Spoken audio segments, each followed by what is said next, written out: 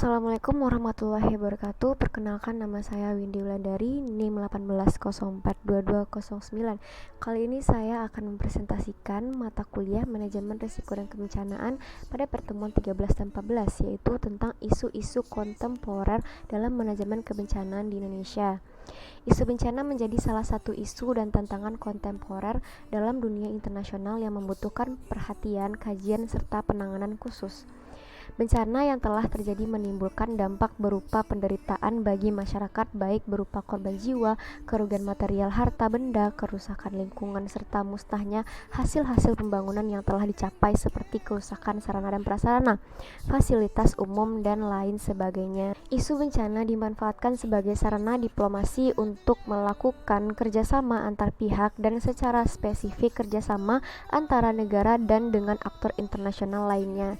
Salah satunya kerjasama yang pernah dilakukan dalam menerapkan diplomasi bencana alam adalah dilakukan oleh pemerintah Provinsi Daerah Istimewa Yogyakarta. Salah satunya kerjasama yang pernah dilakukan dalam menerapkan diplomasi bencana alam adalah yang dilakukan oleh pemerintah Provinsi Daerah Istimewa Yogyakarta. Kerjasama yang telah berhasil dibangun pasca bencana erupsi Merapi dan gempa bumi 2006 di Yogyakarta menjadi contoh keberhasilan penerapan diplomasi bencana alam. Provinsi Bengkulu telah melakukan kerjasama dengan Selandia Baru. Diplomasi yang terjalin belum maksimal. Melihat risiko bencana yang sangat tinggi di Provinsi Bengkulu, seharusnya Bengkulu memiliki lebih dari satu kerjasama dalam penanggulangan bencana di Provinsi Bengkulu. Hal ini merupakan persoalan penting bagi pemerintah, tidak hanya Pemda namun seluruh elemen pemangku kepentingan. Ilan Kelman menganalisis diplomasi bencana bisa saja sukses dan gagal dalam penerapannya.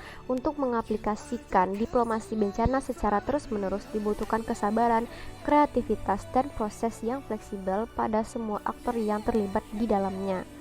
Menurut Kelman, ada beberapa jalur agar diplomasi bencana itu berhasil.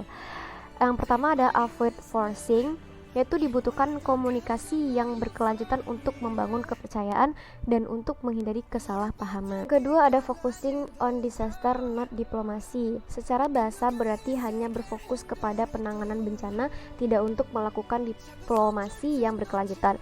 Kelman menjelaskan bahwa menunda untuk menghubungkan kegiatan terkait bencana alam terhadap diplomasi. Pendekatan seperti ini sangat jelas dan menghambat diplomasi bencana itu sendiri. Yang ketiga ada informal networks. Menurut Kelman, informal networks mengacu kepada komunikasi yang interaksi bukan dari bentuk yang formal seperti yang dilakukan pemerintah. Jalur ini menganggap diplomasi bencana bisa saja efektif diaplikasikan oleh masyarakat. Yang keempat ada multiple level atau track, yaitu banyak tingkat atau jalur dalam melakukan diplomasi bencana, bukan hanya melakukan simple diplomasi yang apabila diplomasi bencana hanya dipimpin oleh pemerintah berdaulat menjadi salah satu acuan bahwa diplomasi bencana biasanya mengalami kegagalan, sehingga dibutuhkan multiple level atau track diplomasi yang melibatkan organisasi seperti aktivis, media, bantuan dari perusahaan, kepentingan agama, dan sub pemerintah. Yang kelima ada multi-way proses, artinya proses melalui banyak cara, yang menjelaskan salah satu jalur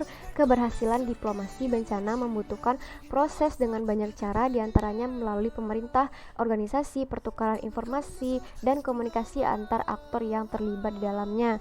Yang keenam dan tujuh, sains dan simbolis. Sains berarti ilmu. Hal tersebut menurut Kelman dibutuhkan dalam kesuksesan diplomasi bencana. Pertukaran ilmu serta teknologi bisa membuat terjalinnya diplomasi bencana. Simbolis digunakan dalam aktivis disaster diplomasi pada poin pembuatan diplomasi. Secara bahasa, simbolis berarti memberikan tanda yang mengisyaratkan sesuatu. Baik, hanya itu yang bisa saya sampaikan. Lebih dan kurang mohon dimaafkan. Assalamualaikum warahmatullahi wabarakatuh.